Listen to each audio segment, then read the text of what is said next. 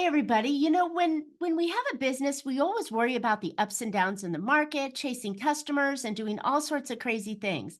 But did you know that the number one thing you need to consider in your business is how much cash you're working with? Having cash is everything. It opens up opportunities, gives you sleep during the night and everything that you would ever imagine for. So let's talk about cash on today's Profit with a Plan podcast.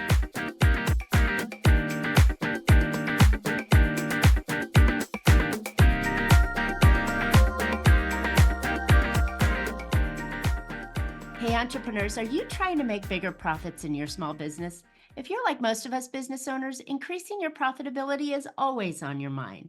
And you're probably looking for more ways to grow your revenue while growing your company. Well, you found a podcast that shares ideas to help you do just that.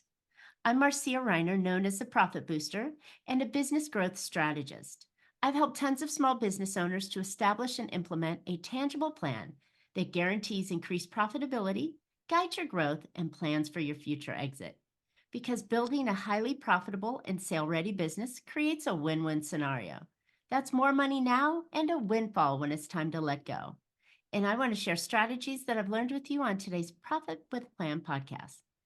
But before we get started, I have something great to share with you, my podcast audience. If you ever wanted to supercharge your business, avoid profit plateaus, operational headaches, or growth roadblocks, I've got a brand new Profit Booster playbook just for you.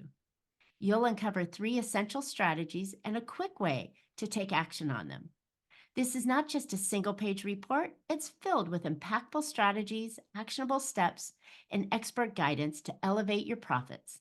Go download this free playbook at boostingprofit.com. All right, my guest today he is the king of cash. Peter Kingma is America's working capital leader for EY Parthenon. Why can't I speak today? EY Parthenon. Working across a variety of sectors, including automotive, aerospace, defense, healthcare, retail, and consumer products.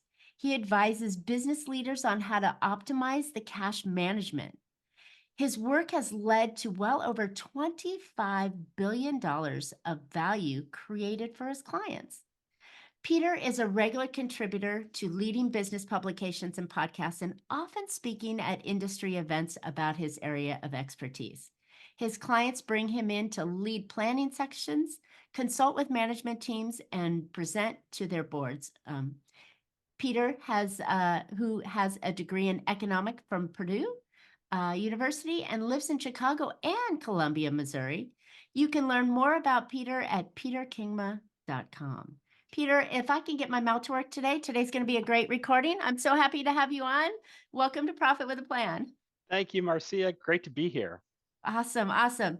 So, first of all, congratulations on the book. I just love the name, Cash is King. And if that wasn't ever the most important statement for every business owner to think about, I don't know what is. So, how did you come to the idea of writing a book? Yeah, so it's as you said in the intro, I've been working with companies for the past 30 years on this topic, on the topic of improving working capital and cash flow and all things liquidity. And what I observed over those years is that we do a really good job of explaining revenue, and we do a really good job of explaining cost containment or profitability. And in many organizations, and I work with big organizations, but the same principles could be applied to small businesses. In many of these big organizations, most of the employees, most of the individuals understand their role that they play either in revenue generation or in cost containment, profitability. And almost none of them understand the role that they play in the generation of or the consumption of cash. And Mm. so that's what I'd love to explore with you in this conversation today, and that I've put in the book is, how do you get a better control over cash flow? Because, that is what makes or breaks a business. You can be profitable and still go bankrupt. You can have revenue and still have to pay taxes on it, even though the cash may not be in in your pocket.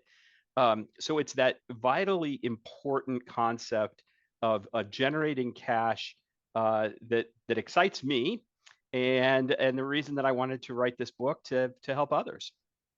I love it. And you know what? I have to say, even more importantly, to smaller micro businesses and those that are really thriving, cash is everything when it comes to it, because you may have a longer pay cycle to get your money out, but you still need to pay your employees. But having that cash gives you that, and I think you coined the phrase with the opportunities, right? That is so very important. Where I think the larger companies, even though that the cash is still important to them, they may have more opportunities or more flexibility. Where the smaller company, they're almost living paycheck to paycheck in that kind of mindset. And so that's why I wanted to bring you on and really talk about the advantages and opportunities that looking at your cash ability and managing that in the best way can really lift that company up farther and faster.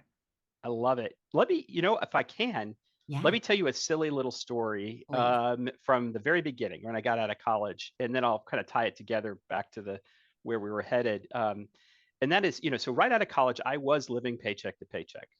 But fortunately, I knew when I was going to get paid. I got paid on the first and the 15th.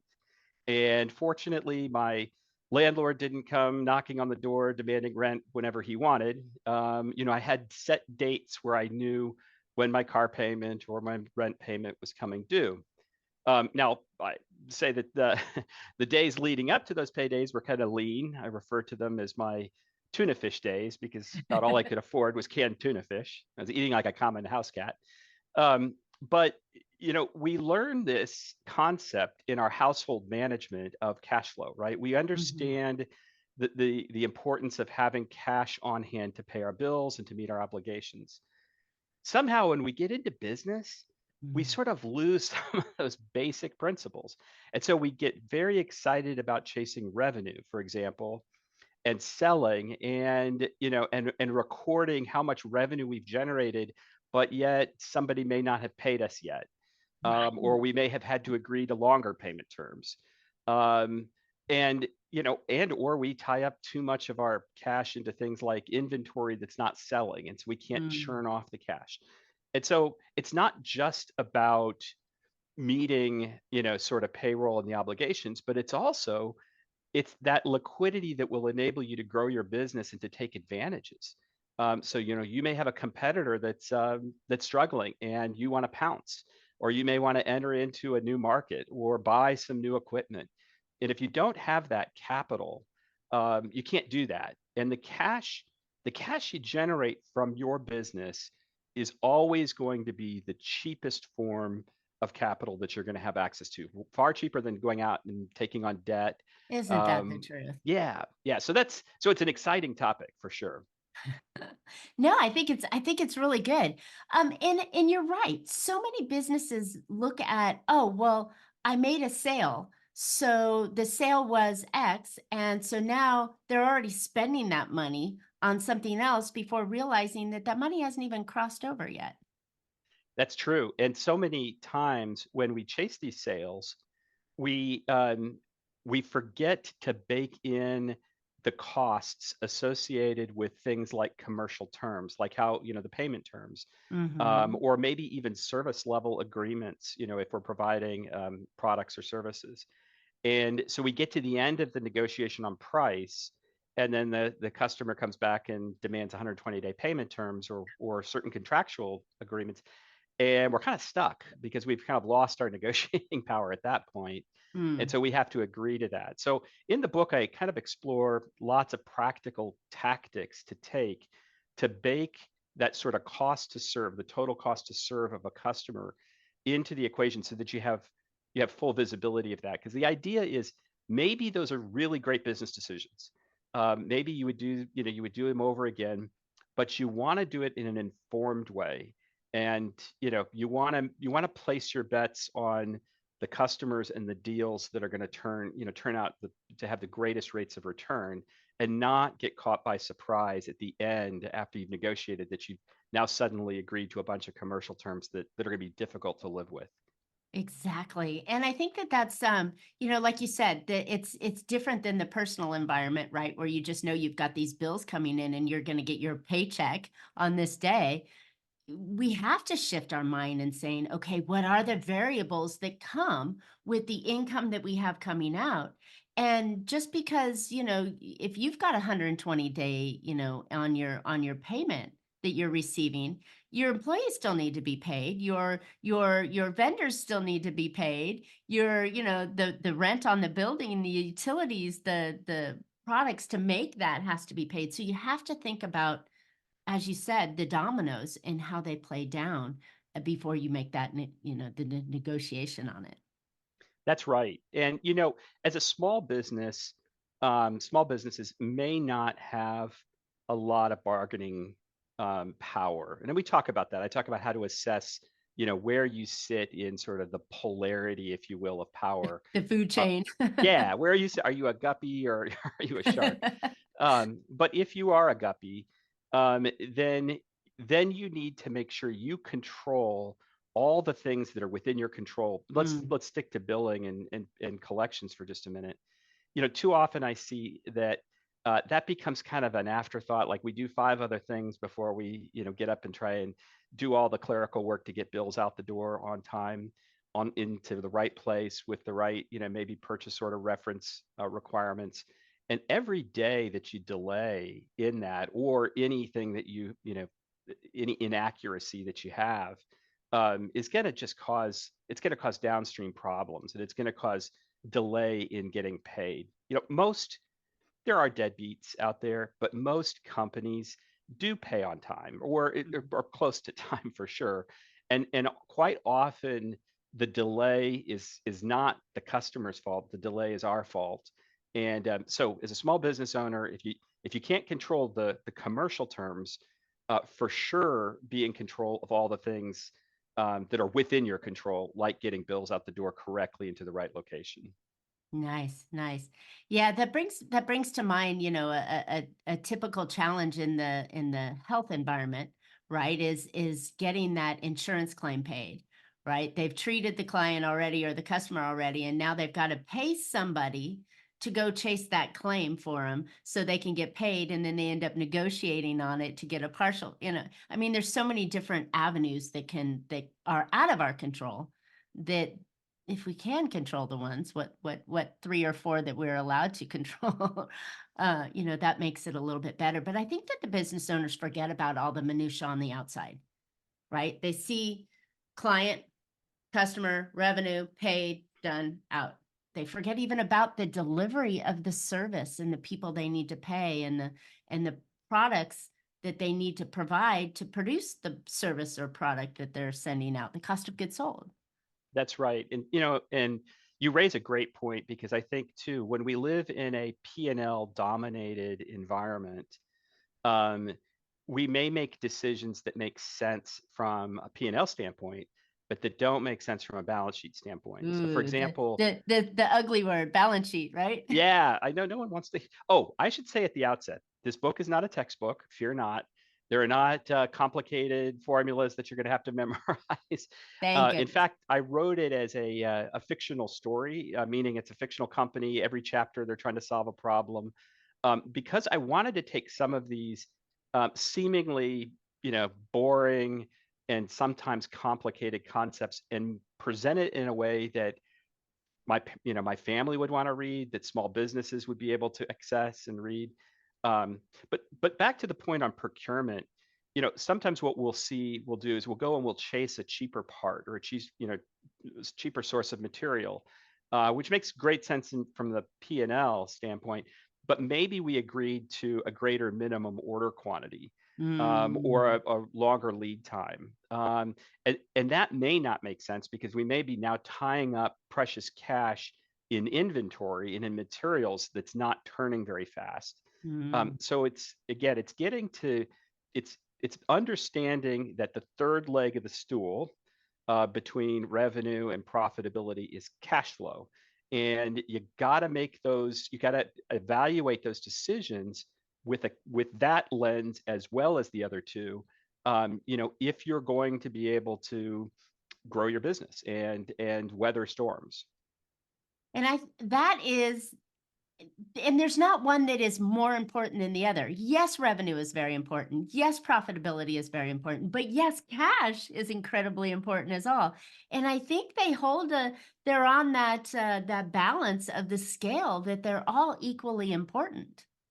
They're all equally important. And one thing I talk about is every dollar that you invest in your business costs the same, Mm. but produces different rates of return. Mm. And so, when you are going to use your precious capital, that cash, you want to make sure you're using it intentionally. And so that's to your point of evaluating the three criteria, if I'm going to enter into a commercial agreement with a customer that is going to be, complicated and maybe tie up cash, I want to do that for my profitable customers, my customers where that makes sense. I want to intentionally do that. I don't necessarily want to apply that to everybody because not all customers are alike. One concept I talk about is, really calculating that total cost to serve. What I bet you'll find and what I see, time and time again is something that we call the Pareto principle, which is that, oftentimes 20% of your customers account for 80% of the profitability Right. and then the flip. So you want to make these intentional decisions with your cash and your capital, and not just relegate that to sort of after the fact kind of thinking. Well, and I know that there's a lot of people that have this fear of taking on debt, right? And they would prefer to use their cash rather than to go put it on a credit card or pay the credit card off immediately with the cash. And they got a 30-day window on it versus utilizing the ability of capital so that you still have cash on hand for those important opportunities. I'm not saying, taking on debt is a good thing, but taking on debt may be a better thing sometimes than cash. Is that still true in your space?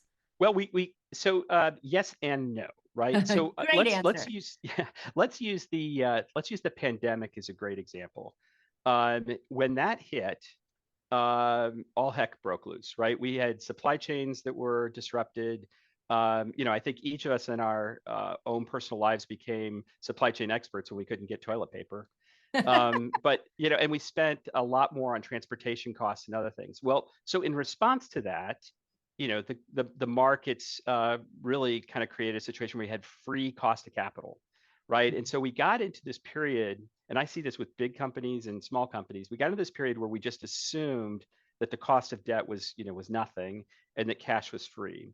Right. And so then we took on a bunch of debt, but you still have to service that debt. And that also limits how much more you can do. There's only a certain amount that you can actually take on relative to your revenue and your profitability.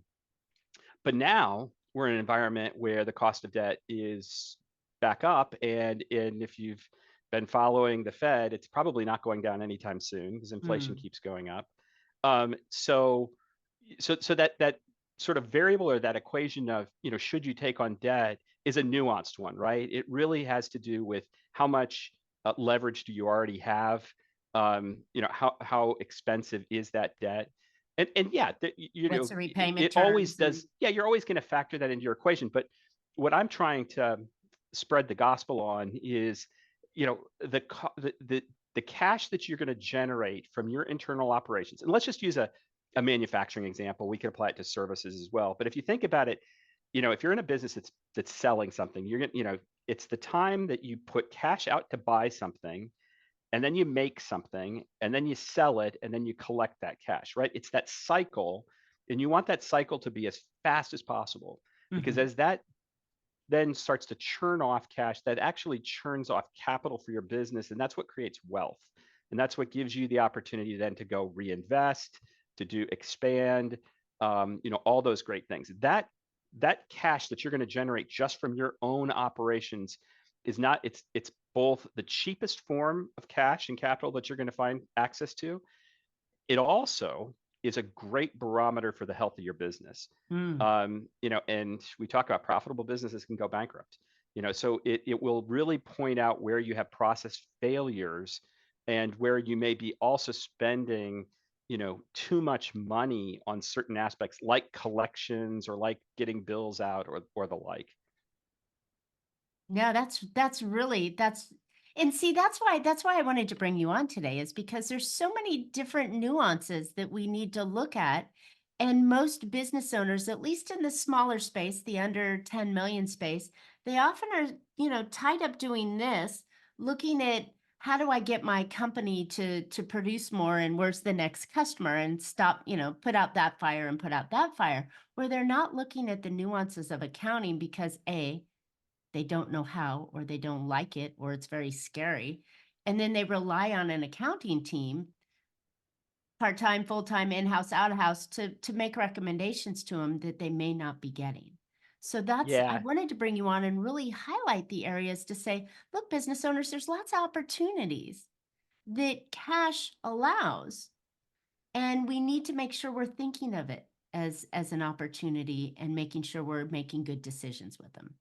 that's right. And there are, listen, I've been accused of bringing dinner parties to a halt when I talk about what I do for a living because I love it. But I recognize that this isn't what, most people go into business because they're passionate about something else, right? They're not passionate about accounting or they're not passionate about managing these kind of things.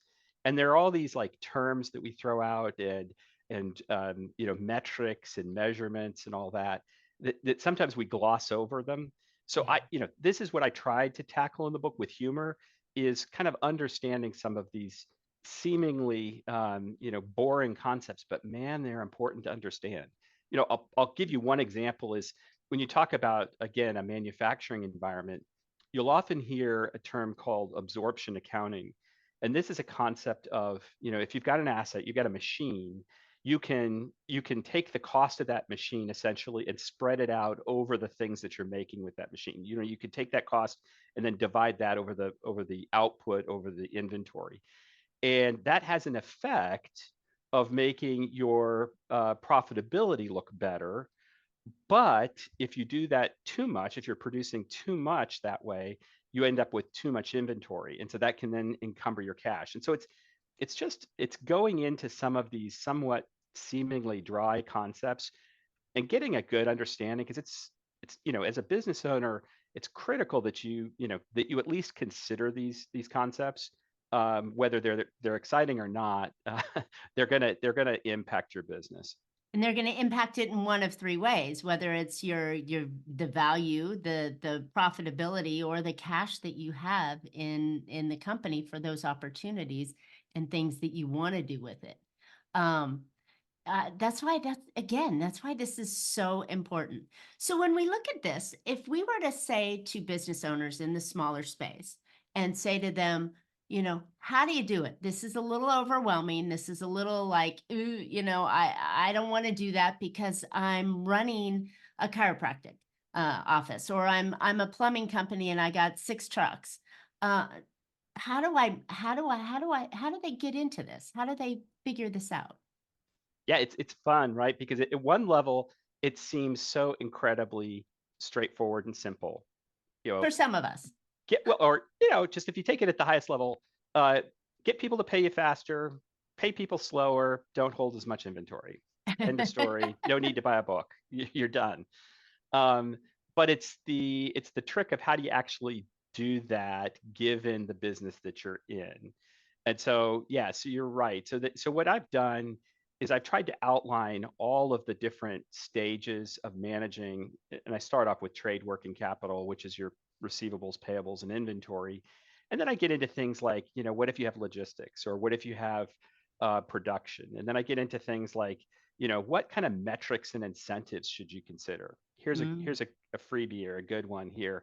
If you're paying commissions to your salespeople on revenue, you might want to consider paying them on collected revenue, right? Ah. Because yeah, then you start to get them involved in that, negotiation up front about what my terms are going to be, and they've got a vested stake in making sure that they're getting back to the customers if for some reason they're slow paying. So it's just stuff like that. So I try and break down, to your point of like, how do you get started? So each chapter kind of goes through a scenario, and then I have some best practices that you can follow as well. Good. So it's one of those easier read books because they're telling you stories of things that you're like, "Oh, I didn't realize that," right? And we know that many of today's counting people are fantastic at looking backwards and saying, "These are the direct this is what you should have done," or "This is how we can do it." But finding those people that can say, "Hey, here's an idea. Have you thought about this process?" And it's a financial process in your business that you didn't think about before because you're busy swinging the hammer. And I think that's the partnerships that I love having books like yours that come to market that really educate the business owner to go, oh, I didn't think about that because they didn't think about it until someone brought it to their attention. Yeah, if misery loves company, I spend my time working with very, very big, very well-known companies. And for them, the issue is they've got all these people spread throughout the organization that are making all these decisions. And the people at the top don't really even know who's making all these decisions that are tying up, that could be encumbering cash. So if misery loves company, even the big guys are doing this. But I'll tell you what, I co-authored a study, and you can access that on my website. We'll give you that information as well. But where we looked at, I think it was 1,000 companies globally, and we analyzed those that perform better in the top quartile of cash performance. And what we've got empirical evidence to show that when there is a downturn, those companies are less susceptible to it. They come Oh, out of of the course. downturn faster. They don't go nearly far down as the others. And there could be differentials on profit and revenue between them, but it's the cash element that's the difference maker, right? And so that's if there's any takeaway from this discussion today, it's that cash is the lifeblood of a business, and because that's what you can actually invest, buy stuff with, pay people with, not the promised revenue or not the inventory that's sitting on the shelf. Even though it has value, you still have to sell that and liquidate that at some point. Exactly, exactly. And I think that having that three-legged stool, as you said in the beginning, to really focus on the three areas of it adds so much more to the company. And when we talk about opportunities, listeners, we're talking about maybe it's an opportunity to grab inventory at a lower price or products to build at a lower price. Maybe you can make that investment in new equipment, or maybe you can make that investment in a new market or strategy, or hiring a better person, or invest in the people that you have, keep great people. It's all that movability that when you're strapped or you're thinking, here's promised revenue or here's product that I haven't sold yet, it just doesn't give you any wiggle room that you really want to have. And That's I right. think, having that flexibility and being agile and nimble in business creates so much more security, safety, comfort, calmness, no rough tossing and turning at night when you know you have something in the checking account to make decisions with. Right.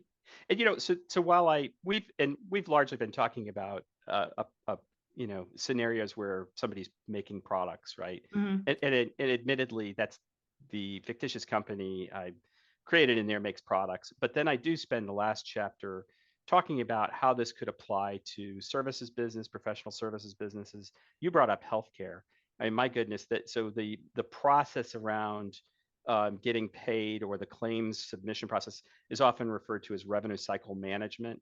And so I kind of try, you could write volumes on that concept alone, but I try and break that down and talk about, what the payers are going to require, admissions process if you're a doctor, or things that you might want to consider doing on the front end. So there are kind of practical tips here for services businesses, professional businesses as well, that's not just a manufacturing company. Oh, 100%. Just because you're selling a product or a service, there's still levers that you can pull to make these arrangements come out. If you're selling products, you've got a cost of goods sold that are more impactful than the service, but it's still in services, you still have a cost of goods sold. They're just not as high on the P&L and the balance sheet as the other company, but there's still so many levers that you can pull if you're aware of them. That's right. And if you are, if you're a professional services, like, lawyers, accountants, consultants, oftentimes, and again, disclaimer here, I'm not an accountant, but oftentimes you will set up something called, cash accounting versus accrual accounting. Mhm. So that means you're paying your taxes you're paying out based on the cash that you have in hand. If that's the case, then it's even more important for you to focus on cash, because that's the cash that you actually have versus, being able to leverage accrued revenue if you're going to go out and borrow or something along those lines. That's the cash that actually gets redistributed to the principals. Mhm. So we talk about that. We talk about how it impacts, professional services as well as those that are, making and selling stuff. Awesome. Well, Peter, you said cash is king, right? In the title of your book, and I believe it 1,000%. Where can listeners find out more about you and the book and the ideas that you share? I love that you asked me that. Thank you. PeterKingma.com is my website, and you can download the introduction to the book. You can also, I post all of the other things, different things I've written, different podcast interviews and the like. So there's more content there that you can access as well. And then the book is available, everywhere: Barnes and Noble, Target, Amazon, all that sort of thing. Love it. Love it. And it's a fantastic title. So kudos to you on that one. But Thank I you. think listeners, you know, we're not gonna drink from a fire hose and become an accounting expert on business. But if you can get one new idea and implement it into your business, those little incremental changes can make so much more for your company than you ever imagined. So, my philosophy is like incremental changes and big results, right? And so, don't think that this is going to be this over, you're going to sleep overnights and you're going to have all these challenges and then you're going to turn your company upside down. It's just the little itty bitty things, but making those changes can improve your company value, the cash that's flowing through, the opportunities you can have, the value of the company, the relationships with your customers. I mean, I can go on for days about the benefits that having proper cash flow in your company can do for you. So I encourage you, go get the book, read it, grab an idea today, grab another idea next month or next quarter, and just start implementing. I know that you'll look at it in the rearview mirror and go, wow, that was the best investment of my time. All right. Thanks for listening. I hope you found a couple ideas to put into your business that will help you become more profitable. As I mentioned before, if you want to supercharge your business, go ahead and download my new Profit Booster Playbook, packed with 3 strategies and the actionable steps that you can use to make this your most profitable year ever. And go grab it for free at boostingprofit.com. And Peter and I would love to hear your questions. Tell us what idea you want to do, or maybe what challenge you have.